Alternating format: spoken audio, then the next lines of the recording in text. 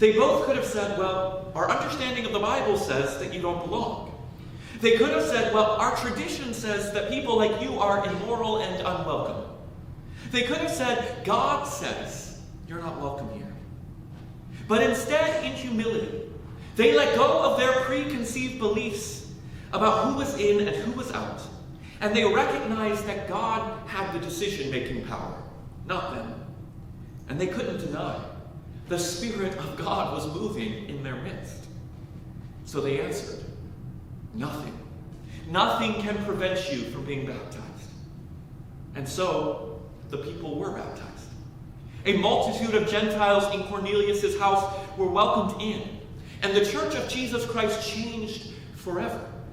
Without this moment, almost none of us would be here today, my friends.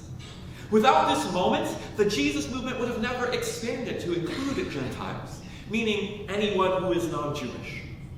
The apostles could have resisted the Spirit of God.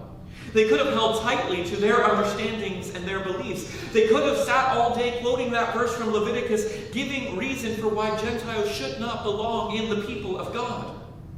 And if they did, a majority of the world would have never heard the good news of Jesus. So thanks be to God that the apostles listened to the voice of the Spirit. Thanks be to God that the apostles allowed God to work in their hearts, to confront their own biases and prejudices, and to change their belief. Thanks be to God that instead of people needing all the answers, instead of waiting for everything to be clear, Peter and Philip respond to the Spirit's movement in their life, and they baptized these folks.